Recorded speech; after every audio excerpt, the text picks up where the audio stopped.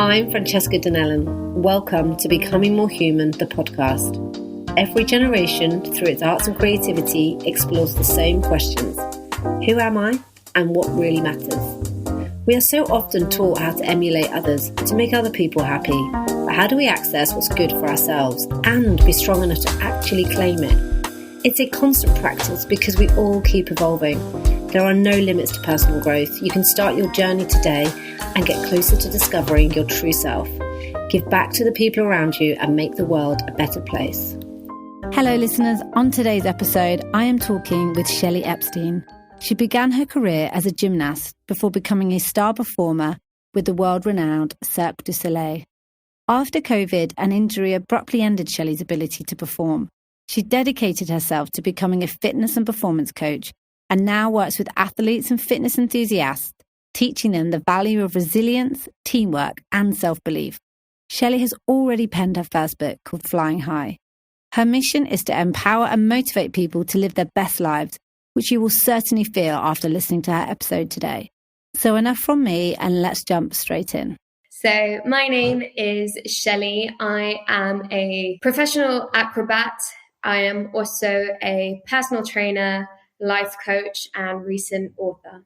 Incredible. I'm very excited about getting stuck into your story. A professional acrobat, that's quite something and not something that you hear every day either.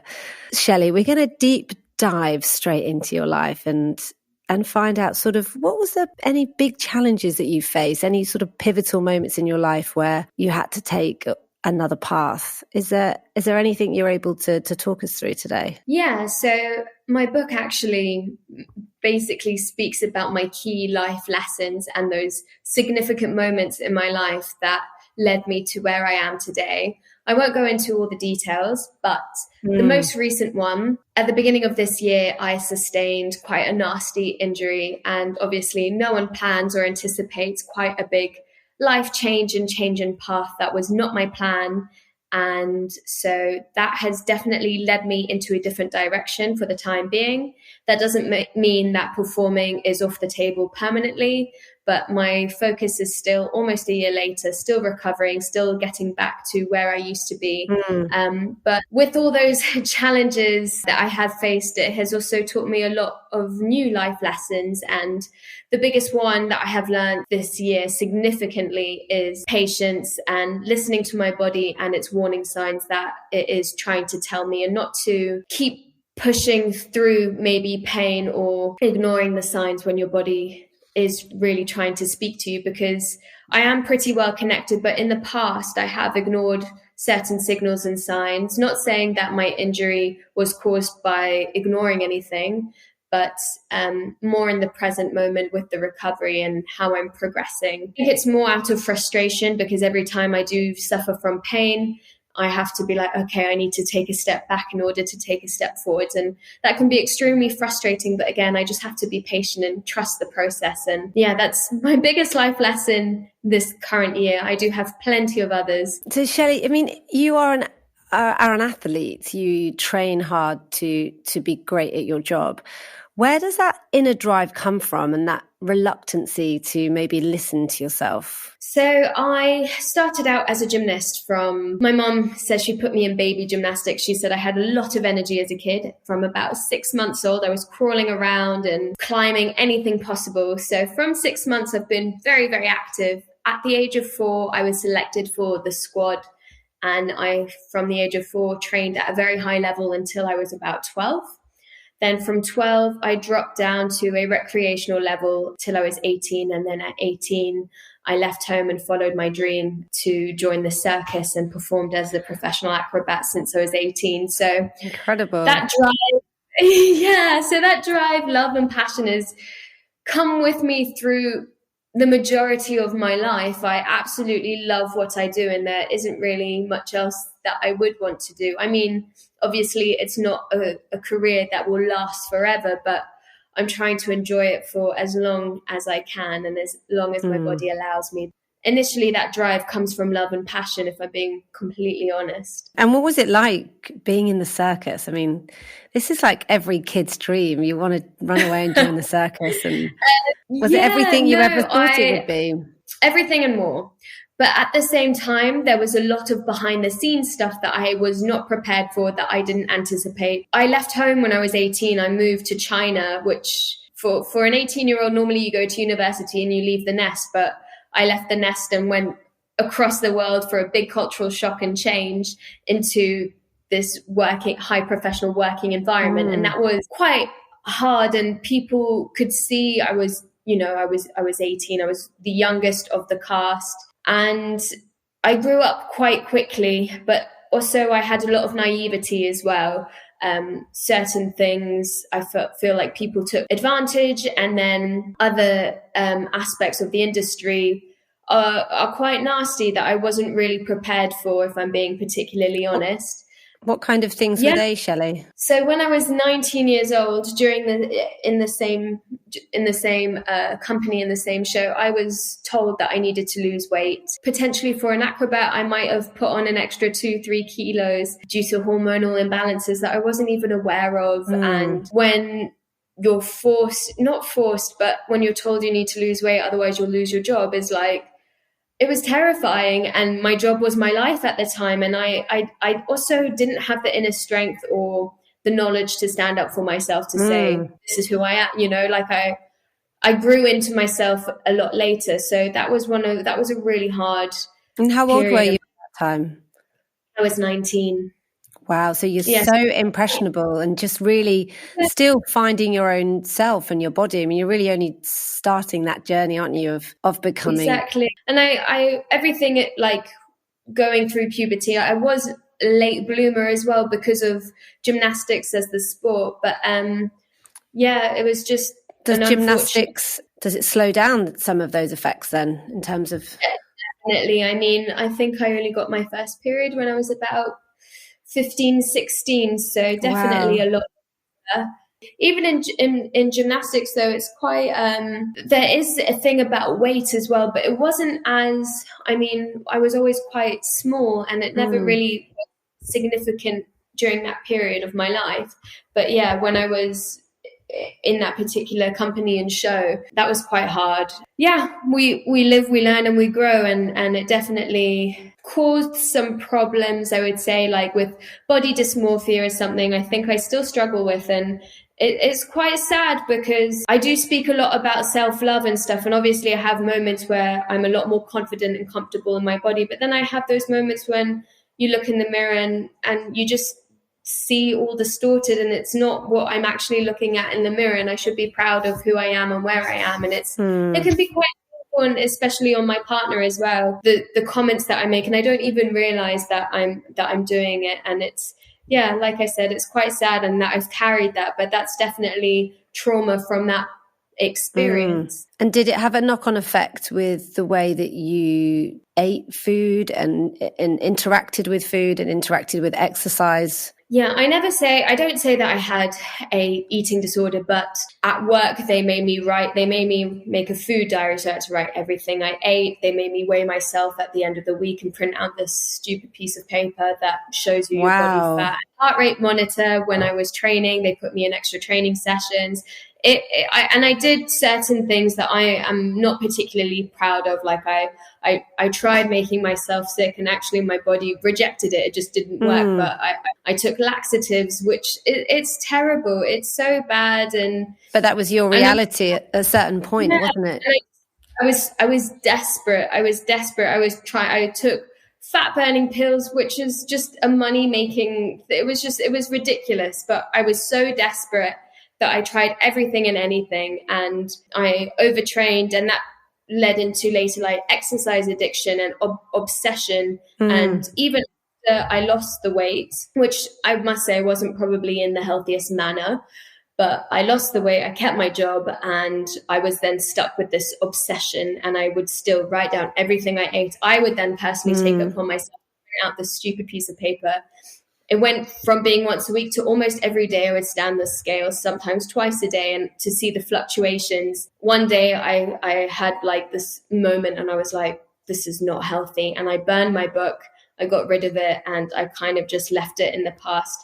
And still now when I stand on the scale, I have this fear, and it's just a number. It doesn't mean anything. It does not define me as a person or who I am, but it really messed with my head, and it still does, but I have got better on it, and I am a lot better. Like now I live my life, I eat when I want, and I'm not fearful of what I'm consuming, and I think I'm healthy and I'm happy and I can't complain. But I definitely had that period where it wasn't okay, and unfortunately, being in the company that I was, no one really protected me. The people kind of forced it upon me, and that's wrong in so many ways. Yeah, I mean, it's so wrong in every single way, Shelli. Did you find during those times that you became secretive about your relationship with your body and with food? And even when you said you came out of it and you still had those learned behaviors, was it something that you shared with friends, that you were able to talk about, that you had this, or did you not really recognize it at the time? And actually, did you have a bit of a wake-up call before you kind of burnt your book, which is, by the way, such a brave thing to do and so powerful? But did you ever get help? Did you speak to other women about it? Or Definitely. I mean, people in the cast knew, when you get called into the office, and I'm a very emotional and sensitive human being, and I'm sure after that talk I was like crying, and I'm pretty open, and I spoke about it, and I think people then saw like I was putting in all this hard work, and I think people maybe did see that I was training like obsessively, and really I tried a lot of different things, like wearing a back warmer that helps with water loss, and like wearing a boiler suit like when I was running. It was really ridiculous, and quite intense extremes, definitely. And in my where I was living, it is so humid, you really can't afford to lose the extra water because you sweat constantly living there. But yeah, people did see, I guess, and I think maybe people might have tried speaking to me, and I just didn't really. I had my goal. I was like, I need to keep my job, and I really put my head down and stuck with it. I got to a certain number. There was no goal either. They were just like, you need to lose weight. There was no number in particular, but I got a certain weight, and they were just like, oh, you can stop doing this. And that's where I had the obsession. I was like, I need to get lower. And it was horrible. It really was. It's such a precious time as well, being around that age, and you're so impressionable and still learning about your body and your mind. And there's a lot of women go through that without having the added pressure that you had of a job at 18, which was dependent on your weight, by the sounds of it, for the people you were with, even though it's absolutely not the case. It's down to your skill. 100%. And around that time you traveled off to China on your own. It's a pretty bold and brave thing to do. Was that something that you had always dreamt of, and how did you handle living away from home? I always had a dream when I was a kid. So my parents took me to see a Cirque du Soleil show, and after seeing the Cirque du Soleil show, I said, Mom, Dad, that's what I want to do. And the company that I was working for, I knew he had directed 10 of the Cirque du Soleil shows, and then he went and made his own company.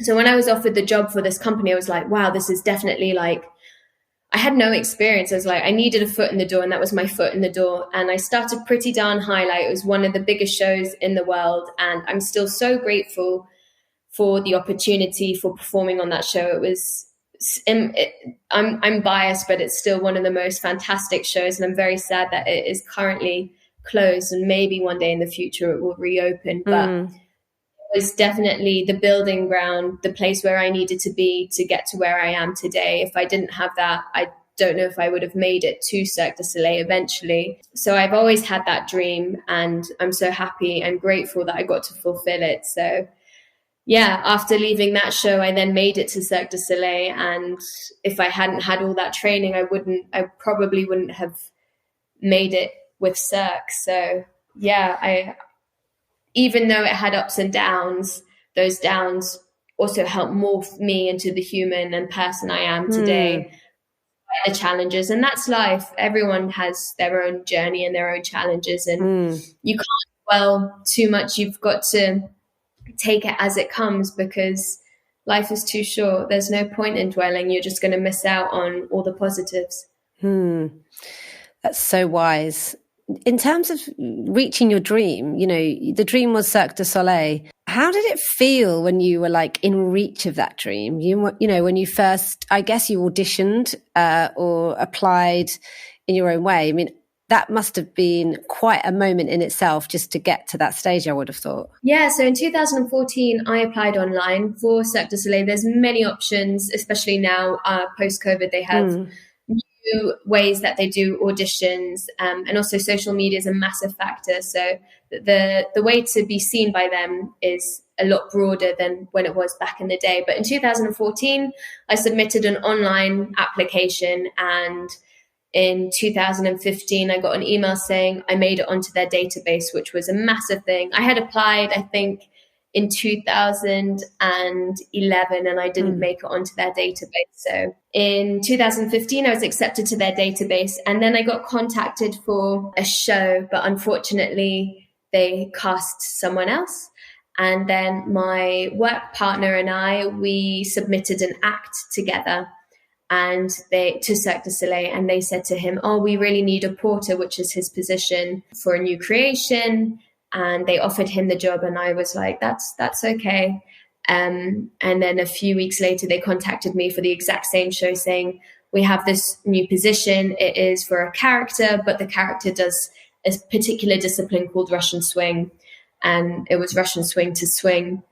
And the show in Macau was Russian swing to water, so a lot kinder on the body. And I'd seen videos of Russian swing to swing, and I was like, I will never do that. That's just stupidity. And when Cirque du Soleil called me, I was like, yeah, sure, Russian swing. Yeah, I'll just say yes. I was like, just say yes. Just say yes. A bit later. So I was like, it's Cirque du Soleil. They will train me properly.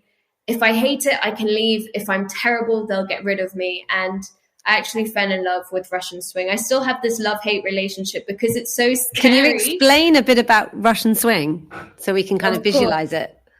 Yeah, so Russian swing, like I said, there's a few varieties. So on the first show I did was Russian swing, where you basically, there's a pusher on the back of the swing, the flyer flies off the front.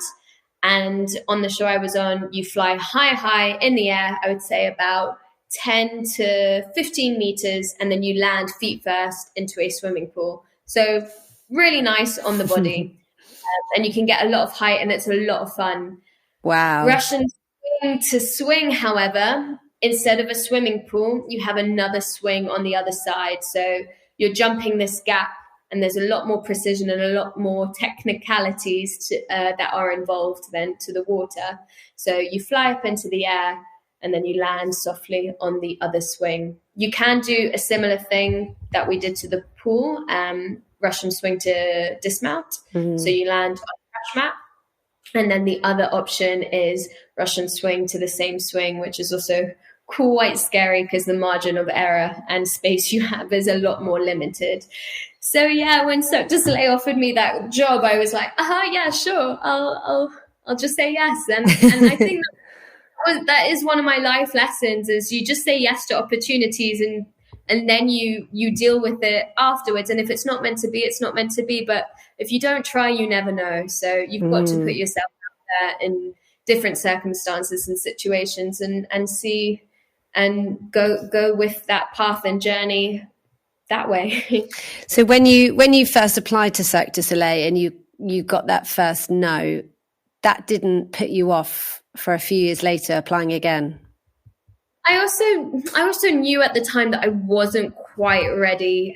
My gymnastics skills, like I was an average gymnast, and the quality of my videos were not great. Like a lot of the tricks weren't to mats yet. They were still to the foam pit, and their level is pretty darn high. So I just wasn't at the caliber yet. But I learned so much on the first show I was on, and it definitely helped guide me into the career path that I wanted, like which disciplines I wanted to focus on and gaining skills that way. There are other ways to get into Cirque du Soleil. There's also such thing as circus school. We have one in the UK, but there's many internationally, and that's a great way to get involved as well. So any circus artists out there, if you need any help or guidance, let me know and I'm happy to point you in the right direction. Oh, that's so kind of you, Shelli. It must be, I would imagine, quite a competitive arena to get into. Yeah, I mean, like any industry, it's quite a small bubble. But once you are in, though, in particular, the people who come from a sport background, they have this mentality of competitiveness. So a lot of the time, people feel like they need to compete with one another to get certain skills or tricks. But it's not that kind of environment anymore. It is very, very supportive, and people are generally really nice and there to help you improve and learn and grow as an acrobat and performer as well. So it is a really special working environment. But with any industry, like even dancers, is highly, highly competitive as well. You know, there is room for everyone. So regardless of your level or your specialty, I think if your heart is in it and you're willing to work hard, I think that hard work will definitely pay off. Like I said, I wasn't a great gymnast. Like, I'm not Olympic level by any means. And I managed with hard work to get where I am today. I remember one person told me, he said, "You're not talented, but you work hard." And in the beginning, I took that as quite an offense. And then later, as I matured, I was like, oh, that's true. I really, if I want something, I will put my heart and soul into it and work for it. And more often than not, I don't know if I've been very lucky or if it's because of my hard work and determination that it has got me to where I am today. I would say that quote needs adapting slightly. You are talented. And I think, without a doubt, hard work pays off in life. You know, thrown into the mix with a bit of luck and some more hard work and definitely an underlying strong skill set. I have good foundations. Like, if you nail your basics with anything, but it's in particular gymnastics, it's a great foundation to morph yourself into other sports or other disciplines. So if you have strong basics, you can then build. But if you don't have basics, you will struggle. So I would definitely recommend working on those foundations. And that can be transferable to anything else. Like, if I wanted to change industries and careers completely, I need to nail the foundations before I progress. So it's definitely transferable and tangible. Yes, that's so interesting that you just made that link, because I was going to ask you how much of your learning throughout all the years that you've started as a gymnast and all the way through to where you are now, how much have you applied those learnings to everyday life? So I didn't realize how many skills I actually had, until COVID hit, when we lost our jobs. That was the first time I was put in a situation. I was like, who am I without circus defining me, and what can I do and what am I capable of? I had never really been given that opportunity yet. So it was a really interesting time period, also quite a challenging one, learning who I am. Like, I had a bit of an identity crisis, figuring out who I am. And I think it was a really important time and phase in my life as well. But that was the moment where I was like, okay, what can I do? What am I capable of? What are my loves? What are my interests? I had never gone to university, so I enrolled in a sports psychology module with Open University, and I studied for a year.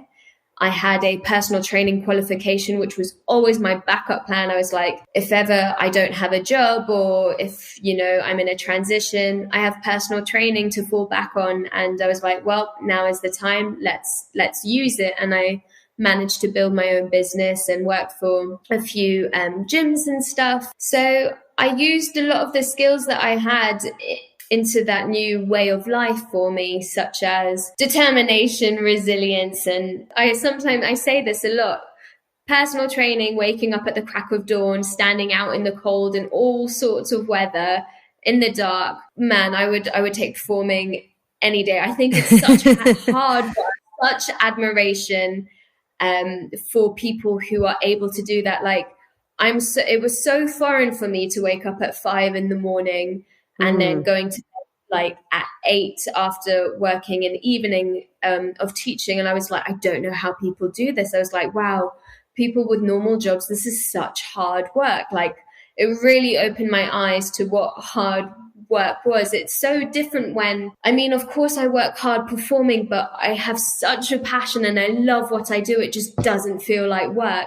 So throwing myself into another industry, don't get me wrong, I really enjoyed it and I still love teaching and helping other people. But my admiration is like, it's very, very impressive. I'm like, it's really hard. So yeah, using some of those skills to get through it and persevere definitely help. It's really interesting, isn't it, that passion has such an impact on how you turn up every day as a human versus how something can affect you differently when you might enjoy it, but the passion really deep down isn't there. Yeah, 100%.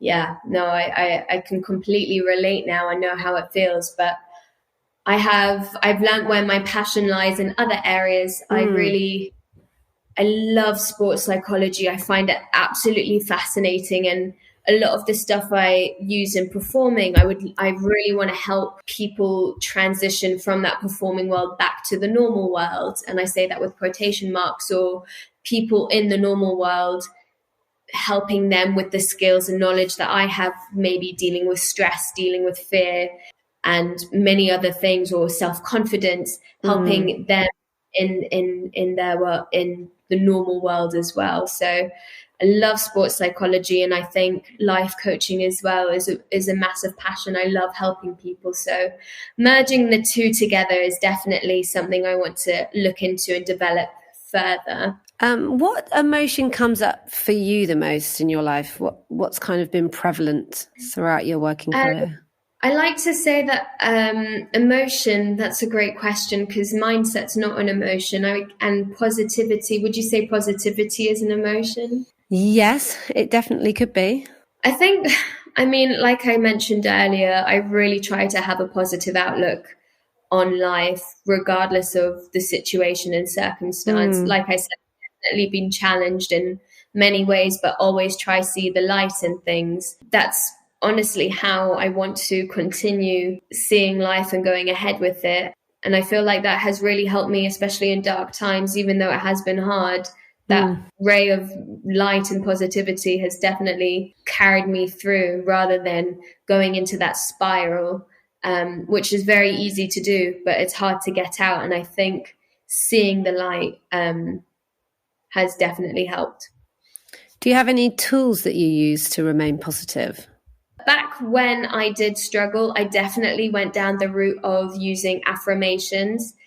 And you know what? I really struggled in the beginning. I don't know why it was so hard to tell myself certain things, but it was quite painful. And being able to break through that definitely helped. Being kind to myself, and again, listening to what my body is trying to tell me, being really in tune definitely helps. But I don't really see the point of dwelling in any situation. Yes, I have my moments, but I don't let that moment linger for longer than it should. Once I've had my moment, I'm like, okay, I've had my moment. It's time to move on. How am I going to get through this? And that's the way that I tackle most of my challenges. Do you have a new dream in place now?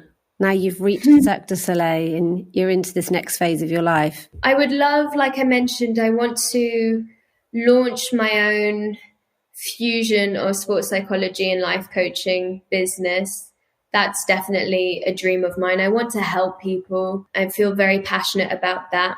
I do want to continue performing, definitely, but it might be in a different light. When I was younger, I had the dream of either being a circus performer or a stunt double.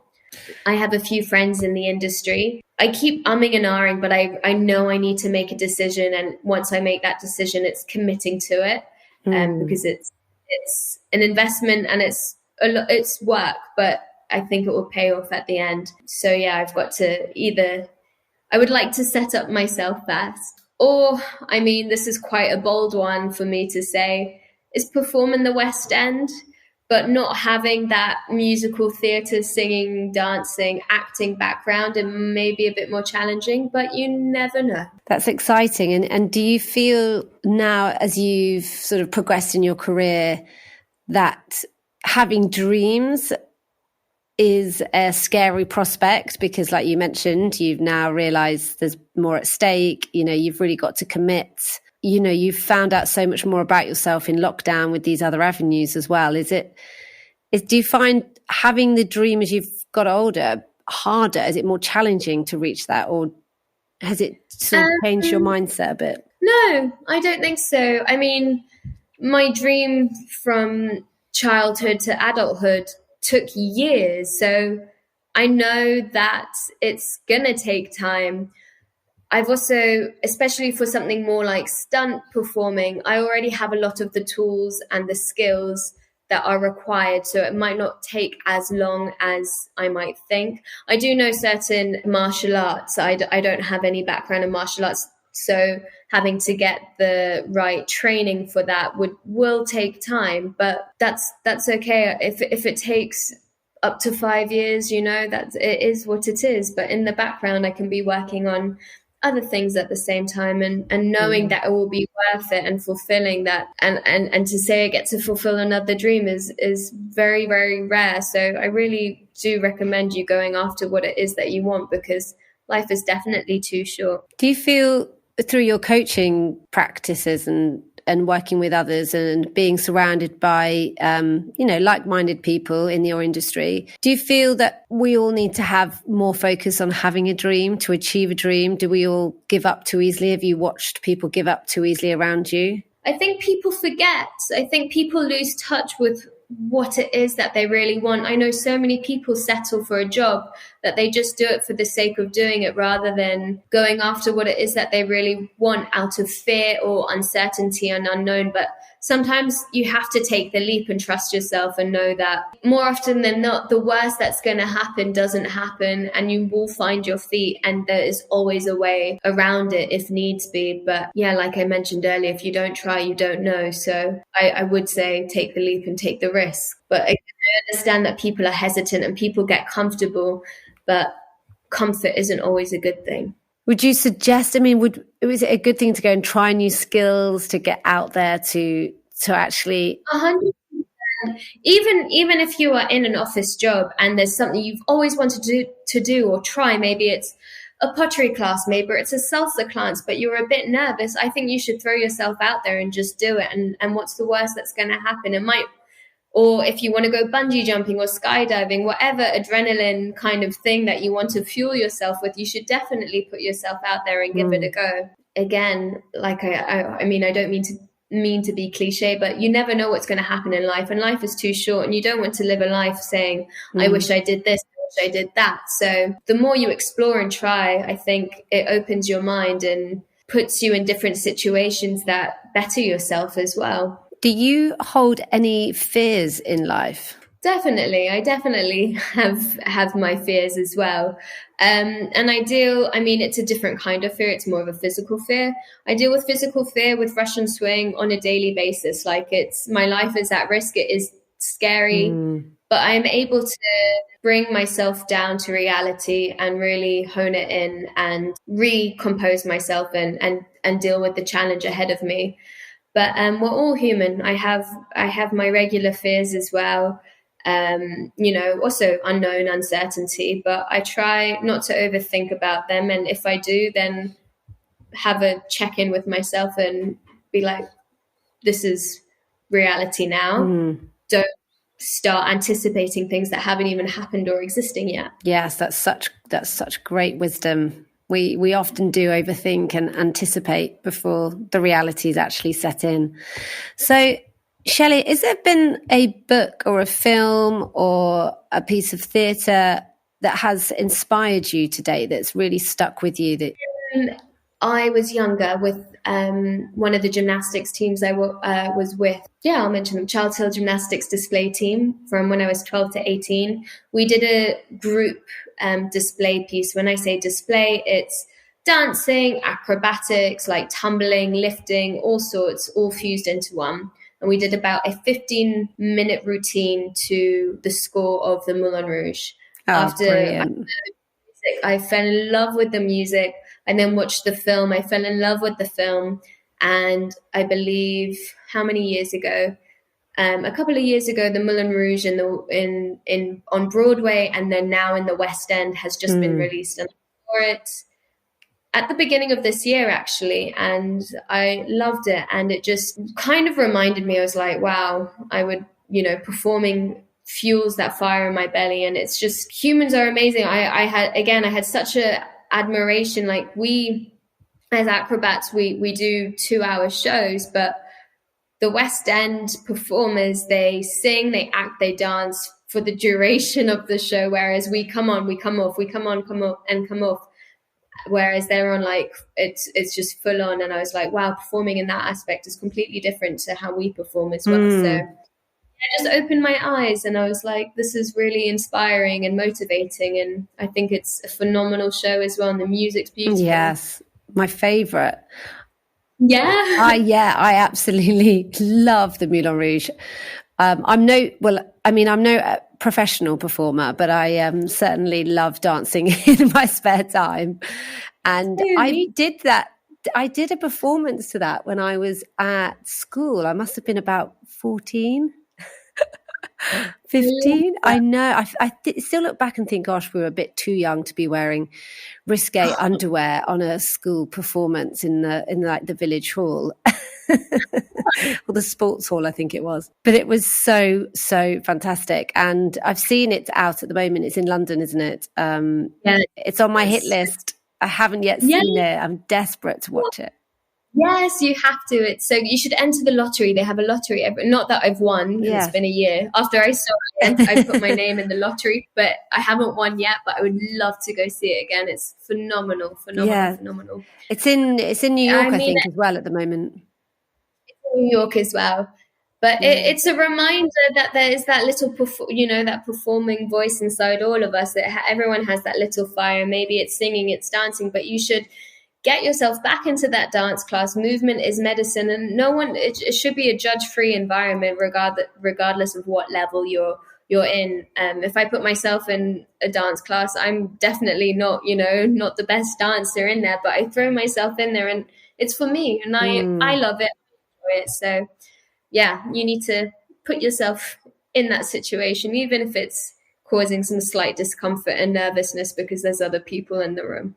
Yes, I totally agree. My mum's 67 and she does her dance class every week and she absolutely loves it.